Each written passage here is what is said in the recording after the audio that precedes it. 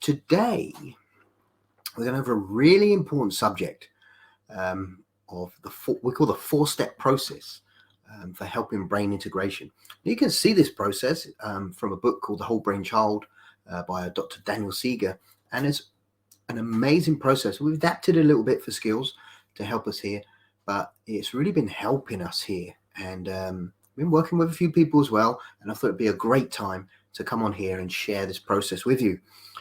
So what we got to think was we get started on this. What is it for? You see, the brain in The Whole Brain Child, they talk as like you're on a river called the river of well-being, and you have like your downstairs brain, which is responsible for your heart rate, your blinking, and etc. The stuff that you don't need to think about. And you have your upstairs brain, which is your emotion and your logic. Well, the downstairs brain, okay, like we say, that's responsible for it. If a child, for example, goes into what we call a meltdown, is when the downstairs brain takes over. It takes over everything. It shuts everything off upstairs. You're out, kicking you out, turning you off. I'm just here. And these can be a tricky situation to deal with. And then you have your upstairs brain. So that if it's a meltdown, we call this being vertically disintegrated. And then we have the upstairs brain, which is your emotion and your logic. So that can be your horizontal. So for example, in the book, The Whole Brain Child, they talk about how you're going down the river of well-being. If you go straight too far to one side, you're moving too far into your emotions. Your emotions takes over. And that's generally what we call the tantrum. Or you can go too far into the left when going into logic, and you can get stuck too rigid, and you get stuck in that position. So you get very rigid and stuck. And it's also a tantrum, but in a different direction. So what we want to do is we want to figure out how can we reintegrate the brain? Is there a process we can do when we have a child, we see a child that needs our help? How can we help them as parents, as coaches, as teachers? This should be the priority we have. We have these tools at our fingertips that we can say, right, I need to employ this method, which is going to help this child. Otherwise, how are we helping them? So the four-step process we're talking about is what they talk about in The Whole Brain Child. And Melody Johnson broke it down and made it, really simplified it to really help children that we work with here at Skills in martial arts. And the first step, so if you saw someone, for example, we're talking about martial arts school. So let's say we're playing a game, we're doing a little bit of wrestling, and a child loses. So here's where they could go have a little bit of a tantrum. They pick something up and slam it, or kick the mat that they fell off, or they just refuse to shake hands, or they're doing something that's, you can see that they're emotionally overwhelmed having this little tantrum. They don't like to lose. So the first thing, number one on the four-step process, is to name it. Hey, I can see that you're upset that you lost at wrestling, for example. I can see this. So what's going to happen is when you name the emotion, okay, the emotion starts to think, oh, hey, you see me? You can see me? Okay, so now we're releasing a chemical called dopamine, which is the anticipation of, hey, what's happening? What's going on? So when we name it, it's called name it to tame it. Okay, when we say, hey, I see you, by saying, hey, I can see that you're upset that you didn't win the wrestling match. Okay, that's number one, the first part. And if we move to the second part, is acknowledge. So name it to tame it. The second one is acknowledge the feeling, so that the emotion now feels felt. It feels connected. So I can turn around and say, hey, I can see you don't like losing at wrestling. I see you're upset because you lost a wrestling match. Number two, I don't like to lose either. We all have that winning streak in us. We want to win. And I think it's great that you've got that, because that shows, that you've a drive to win. You don't want to give up on easy things. You're strong-minded, and that's like, hey, you see me, you feel me. So we get an oxytocin release now. So we're starting to get that social chemical released, Number three is redirect. So it's redirect. So we could simply turn around and say, hey, I can see you're upset that you didn't win the wrestling match. And I don't like to lose either. I really don't. I have this winning streak. And just like you, that's why I became a champion, because I had that winning streak. I think you're going to become a champion as well. connected.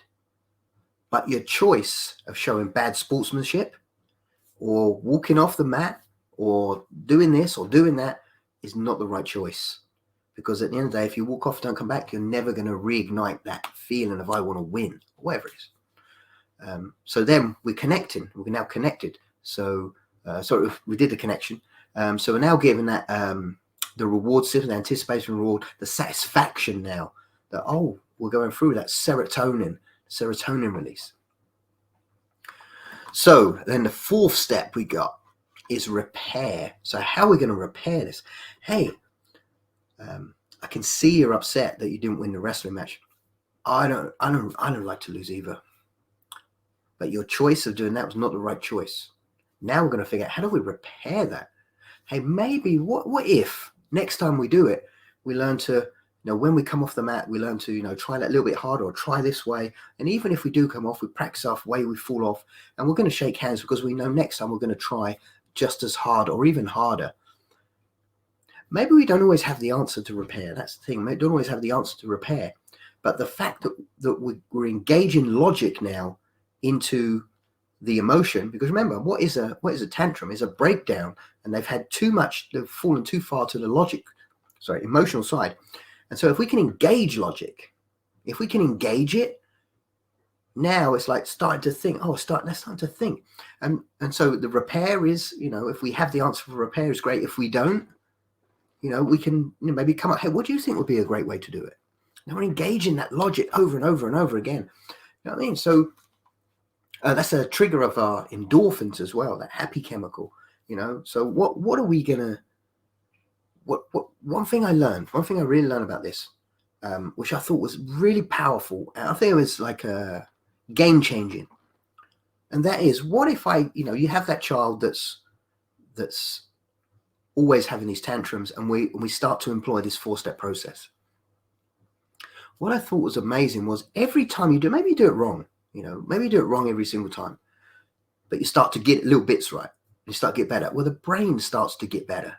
The brain starts to think, hey, hang on a second, is there a way out? There's a way out. I don't have to be like this. And the brain builds these neural pathways for it to say, yes, there's a way out. We can do this. We can get out. So it starts to become sensitive to this information. And the more you do it, the easier it's going to work. In the beginning, it may be a bit tough, but as the more you do it, the better you get at doing it, or the better the coaches get at doing it, then what's going to happen is the brain is almost like, there's a way out for me. The brain doesn't want to be stuck there. It doesn't want to be stuck. It wants to get out.